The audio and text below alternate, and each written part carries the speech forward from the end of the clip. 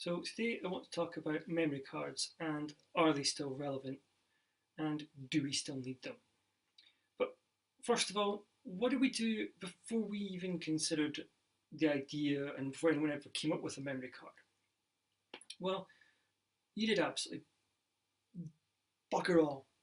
To put it frankly, you did nothing. You started the game over from the very beginning again. And let's face it, if you're playing Pong, do you really want to be saving your score on Pong? You could save it on a piece of paper if you really wanted to. So that's it. You did nothing. You restarted the game again, and I suppose artificial replayability.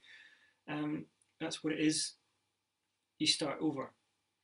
So then we get into a point where games become more advanced, more interesting. You could do a lot more stuff in them. You could go adventuring in space. You could go dungeon jumping and all that sort of nonsense. So in these games, what do? We want to save our progress. We don't want to be starting moment one every single time. Nobody does. It's just irritating. Every time you boot the game, okay, great, I've got to start all over again. I've got to spend 20 hours or however long it was getting all my items back again, only for it to be I have to then turn off because I've got to go to sleep or work or eat something. So the game developers obviously thought, well, yeah, we don't want that. So they came up with the idea, I'm sure you're all aware of this, passwords, which are basically just a load of numbers, a load of letters stuck together in this massively long string of usefulness and also irritation because, of course, you then have to write the thing down. So whether it's 5 letters, 6 letters, that's fine. But what if then it becomes a lot more involved? 20 characters, capital letters, symbols, numbers.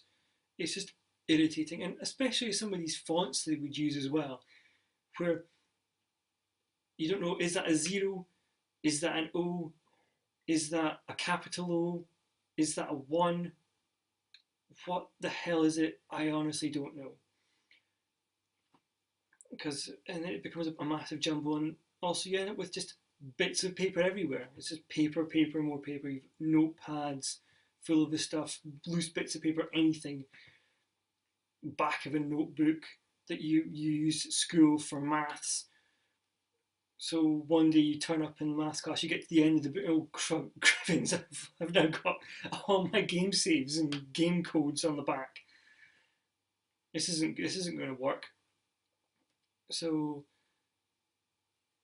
this is just going to get annoying, isn't it? So the other option we have is what was called battery backup, where you could save it onto the game. So you had games like Zelda, for example, where you were given 3 save files, and you could save your game to the cartridge, and when you start it up, you begin again with all your stuff. Fantastic. Then eventually you get to a point where game developers are like, well, we don't want to do that. We want to leave this cartridge for just the game. The game, and nothing but the game. And then we have disc-based games. That would just be an absolute nightmare. Having to save to the game, it means then the game's console has to have a CD writer in it, which is just a pain because then the console then costs more money because they've got to include a piece of hardware. And obviously, game developers don't want you writing onto their games because if you had to do that for saving, then you can doing other crazy stuff to the game as well. That just is not on. We can't have that. So someone came up with the idea of a memory card, an external piece of hardware which you could plug into something and it would save your progress. But these were all bespokely made. So where you had the PlayStation and you plugged into the front of the PlayStation, or you had the N64 where you plugged into the controller. There were just these little pieces of plastic that could save 10, 15, if you were lucky, save files onto them. So it basically meant if you had a load of games, you had to buy a load of memory cards. But it also meant that you could take your game and your memory card around to your friend's house, and you could put the game in, you could plug the memory card in, and away you go.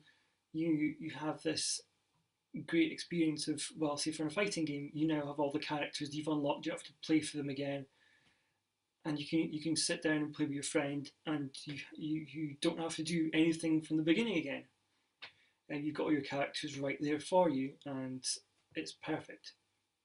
It's a great little piece of, I don't know, hardware, let's call it, because that's what it is, I suppose. Um, but the problems with it are they're tiny, so you can lose them, um, and also they're quite. They don't have an awful lot of space on them. They're quite small, 8 megabytes. For people that have no idea what a megabyte is, you look at that and go, 8 megabytes. What does that mean? How many games can I save on that? 5, 10? I don't know. It means nothing to me. So Nintendo had the idea of calling them blocks instead. So each block was assigned a specific number of megabytes, and the memory card had X number of blocks on it. And so you could see then on the back of the box, the game takes up 5 blocks. Simple, a bit more easy to understand. It's just a great idea. It simplifies it. You don't have to be a computer whiz to understand what megabytes are. Fantastic. The only problem with the N64 one, though, is that the Rumble Pack also went into the back of the controller. So you had to choose, do I want Rumble or do I want to save? I think the Rumble Pack had the ability to save a limited number of game saves on it as well, I think, but I don't really remember. Even if it did, it's not ideal. You're not going to be able to save enough lot onto it. The whole point of it is to rumble. So, and then you have, of course, the Game Boy adapter thing you plugged into the back of that controller, but that's for another day. So memory cards then, a great piece of kit for saving games, and it's just a nice little thing to have. But now we've moved on again. Cartridges, we don't have cartridges so much anymore unless you have the Switch or handheld gaming. So battery backups are kind of almost a thing of the past, unless you're doing handheld gaming on cartridges. So you now have the thing where we get to the point where we need inbuilt memory. So if you've got PlayStation 4, for example, they have, the model I have has 500 megabytes. 500 gigabytes of storage space, 500 megabytes is pants. That was kind of more around the Xbox 360. Got a bit muddled up there, I don't know why. But yeah, the 360, that has built-in memory. Originals were a bit pants. The Pro one, or Elite, or whatever the heck it was called, the extra one, had a bigger memory capacity of 120. I had that one. And also, I said earlier, the PS4 and the Xbox ones, you had models where you could get now up to a terabyte's worth of space in them, which is fantastic. So game saves, you can save a bazillion games on there. But now here comes the problem. You have to now save the game onto the system, as well as your save files. So you really don't need memory cards so much as you need hard drives. Because memory cards were tiny, 8 megabytes is peanuts now. It means diddly, you can do next to nothing with it. A few songs maybe. So to answer this question, the question earlier of, do we still need memory cards? Well, actually we do, but not for really the reason we had them for in the first place. If you've got, the prime example of this, if you've got a Switch, the Switch inbuilt memory is pitiful at 32 gig. It's barely enough to do anything with. A few games you can save on that, and that's about 4 or 5 games if you're lucky, and your progress. So if you've got a Switch, you definitely do to basically save your games and DLC.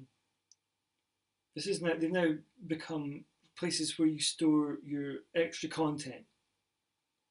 Game saves are tiny. They hardly make a dent nowadays on modern memory cards. You'll need maybe a few 100 MB maybe for a massive game.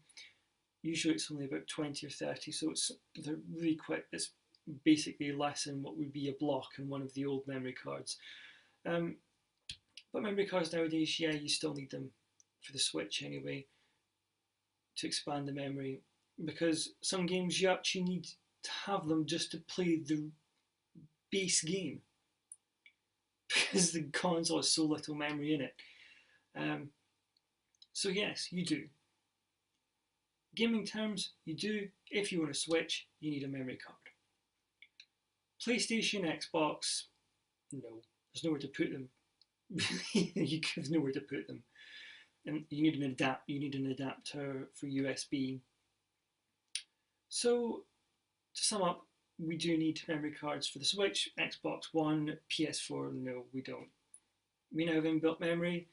Memory card, the days of they've basically come, they've gone. They don't really need it anymore for the purpose they were originally designed for. They're just relics of the past. They've gone, we've moved on. And thankfully we have, because they're just too small nowadays. They're even smaller than they were, and losing them is so easy. They're now so small you can actually swallow them. So there's the problem. So thankfully we've moved on. So if you can remember having memory cards on your good old days of gaming, if you still use memory cards, what do you think of them? If you still play classic games, what do you think of them? Do you think they're worth having? Or are you glad that they've basically died off? Let me know in the comments. If you like the videos, please subscribe. And that's all really I have to say on this episode. Please tune in again for another one. And that's all I have to say on this matter.